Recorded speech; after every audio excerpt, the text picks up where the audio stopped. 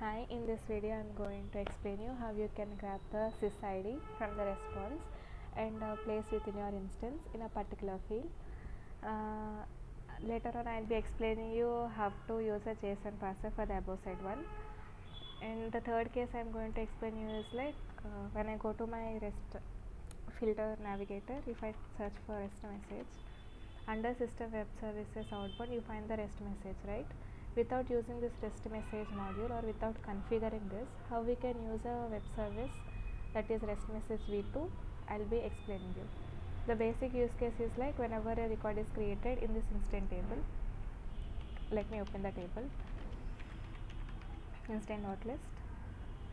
See, whenever a record is created in this instant table, the same record should get inserted in another instance, that is instance 2, and the corresponding record sysID should be captured in this correlation ID. Means from the what logic we are going to do is like within the script we are going to write a JSON parse, will be parsing and try to grab the sysID from the executed response and place it in a correlation ID. Okay, whenever the record is created here, the same record should get posted in that instance, and that particular record sysID should be captured in this correlation ID. Okay, now let us start. How do we do this? After going to this instant table, right click on configure business rule, click on a new.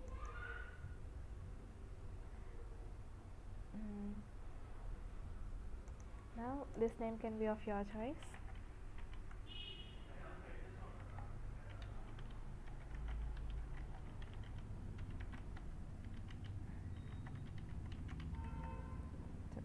Okay, according to my understanding I have kept this one, and later I'll be checking on this advanced so that I get a chance to script here in this part.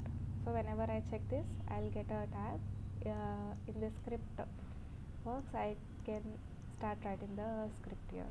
Okay, in when to run conditions, we are going to specify the condition like after insert this should run, actions will be empty. In advance I'll just toggle this to a full screen so that I can explain you and start writing properly. See, the first thing to remember is that like whenever you are writing a REST message web service or like this outbound conditions, try to use a try and catch block in your script so that it will be helpful while debugging any errors. I'll just write try catch block. This is the basic structure for the try catch block. I'll just declare a variable. Here I'll just put a variable, I'll just use that here. Okay, this is the basic structure of try and catch block, and the other point to remember is nothing but whenever you are writing a REST message or a script, you are going to write complete script within the try block itself. Okay, now I'll be writing the script in this try block. I'll declare a variable, I'll use the web service.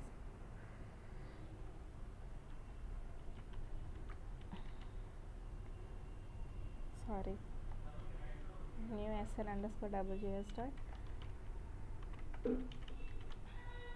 RESTMessageV2. Okay, now what it is doing, nothing but how we have like new glide record, new JSONParser bracket, like that we have our own web service like new SN_WJS. I'm using a web service. In that web service I'm just using the REST message one, RESTMessageV2. Here I'm going to declare the endpoint re dot set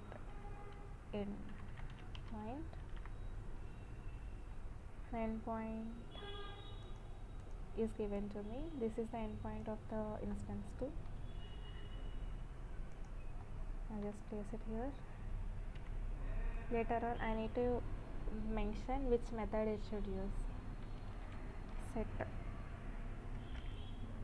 HTTP method.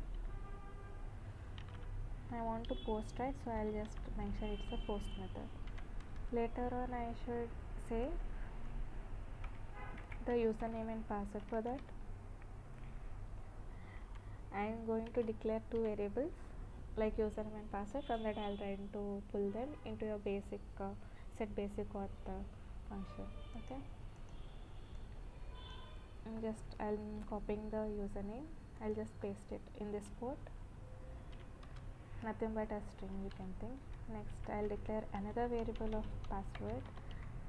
Within this I'll just mention the password given by them. It's normally a string, okay, combination of numericals and the special characters or alphabets. Okay, whenever I place it in a port, it's going to become a string. Normally also it is a string, no problem, no need of any conversions for this. So now I'll be using a set basic auth. In that I'll just pass these two. Already I have declared these two. I'll just use here username comma password. Done. Later I need to set the HTTP request.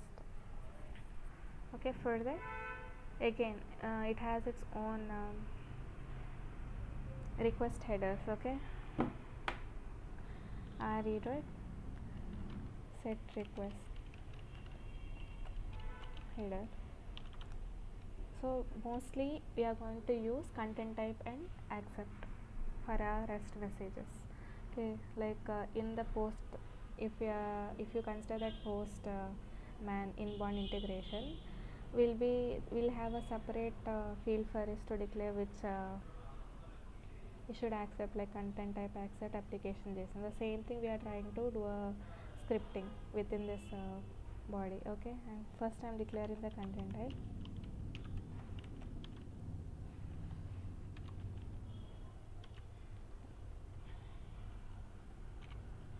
And I'm just specifying it's an application JSON.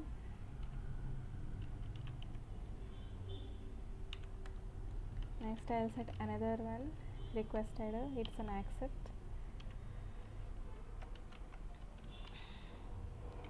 It's going to be an application JSON again.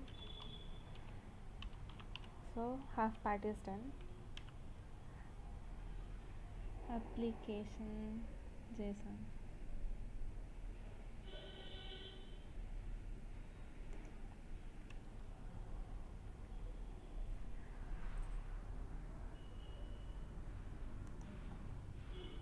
Okay, done. Now it's fine. Okay, now the whole thing, maximum the part was completed. Later on you are supposed to provide the extra parameters which were given by them, like what you want to pass to that instance. They have provided me the body like this. These are the 1 2 3 4 5 attributes they have given me. I need to use them and I'll be passing my records details within them. Okay, they have given me caller, short description, CMDB, RE road, set string, meter no escape. They have given me the caller ID, right? So I'll just pass my current records details to this caller ID. See, every time whenever you are writing a script, you are supposed to use the backend values of the fields. Okay, the front whatever you say is the caller, it has its own backend value of caller underscore ID. That is what I'm just doing here. I'm just doing a dot for caller ID.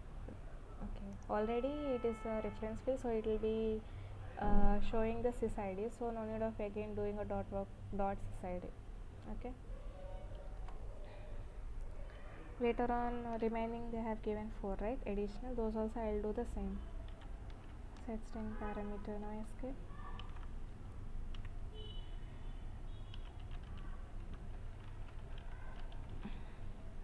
I'll just pass my current short description.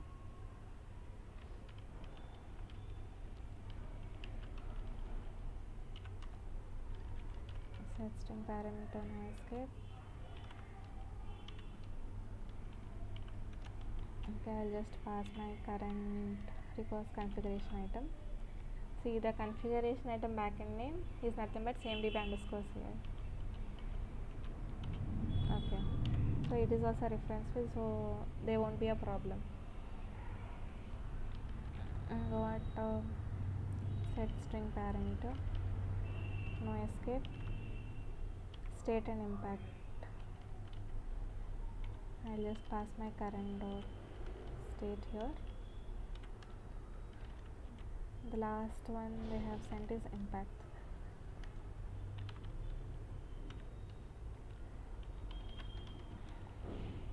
I'll just pass my current records impact there. Okay, done. The whole flow I'll be telling 18 to 22 is nothing but they'll be providing the format, right, the body. They have sent me the 5, all the 5 attributes, caller ID, short description, CMDB, state and impact. We are going to write it on the left hand side.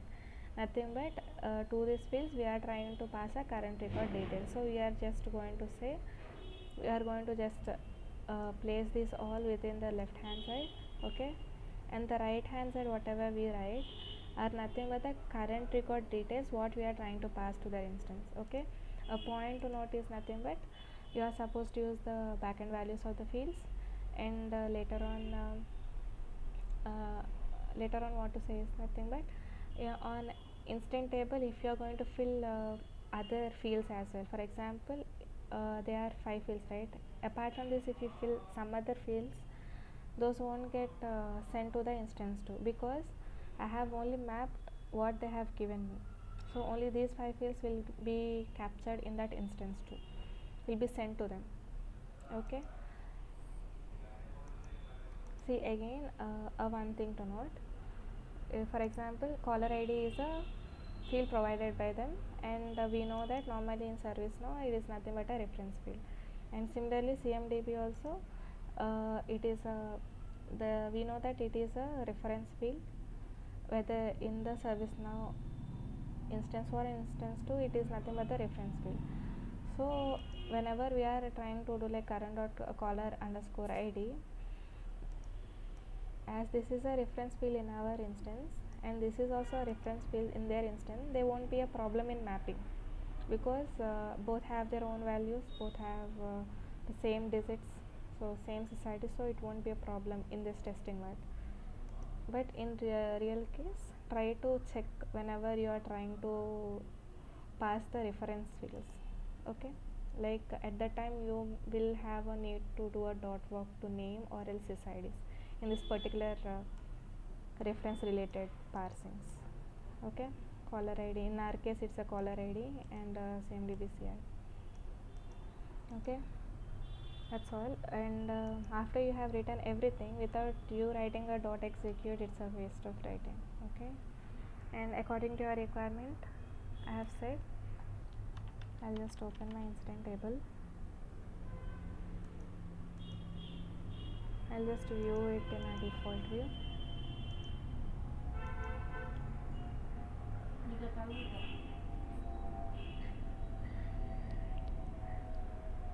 So what did I say, like whenever a record is created I need to capture the SSID in this correlation item. In order to do that I need to use a JSONParser. Now let me use the JSONParser.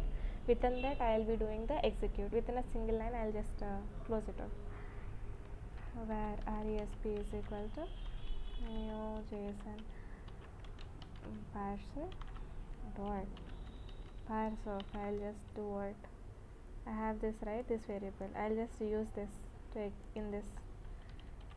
I'll just execute within this dot.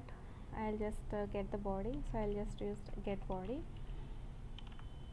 and I'll do a result. Result is nothing but see re dot execute dot get body, and this brackets are closed here within this parse, and from this I am just doing a result. Okay, this all is linked with this JSONParser. It's nothing but like, I'll just show you it. JSON parser in ServiceNow. See, a JSONParser API provides a JSON parser that does not use the JavaScript evaluation function.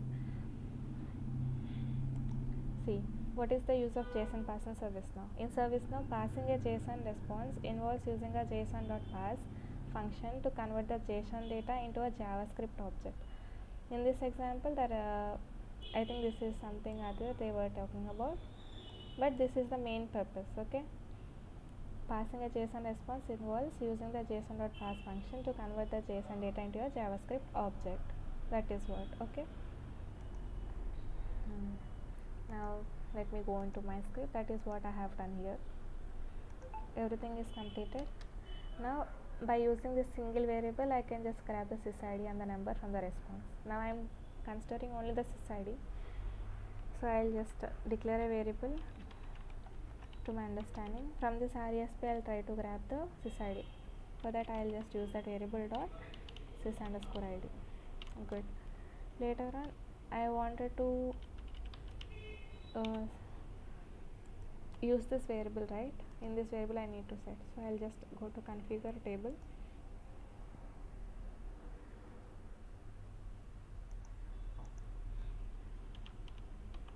and just correlation ID. This is the backend name, so I'll just copy this backend name. I'll just use that set value. Sorry, 1 minute.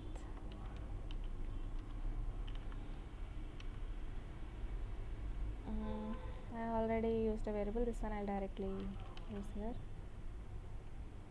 SYS. And let's do a current dot update. 1.2 note. Whenever you are writing a business rules as server-side script, try to avoid using a current dot update. Here this is only for my purpose. I am just using a current dot update. Most of the cases you try to not use this current dot updates. Okay, and my script is done. Once cross check, see there is some error, it's showing up, code was missing, try to use the code. Done. Method, user password, right. Okay, see, whenever as we know, whenever we are using a glide reports or anything, whatever the built-in things that is providing by our ServiceNow, whenever we are using, they will be highlighted with an italic style. That means they are selected. So from this web services, this REST message is selected. Try to cross check like that. I'll just do a save.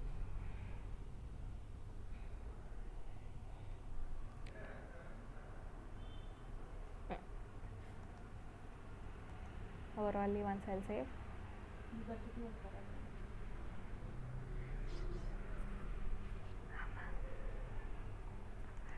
Now I'll be testing it. I'll go to my instant table, I'll create a new and issue to the response as expected. Sorry, I'll select some other user.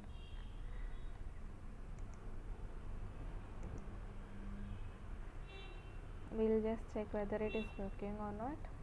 It is sure that it's going to work. If it's not working, we'll try to debug. No worries.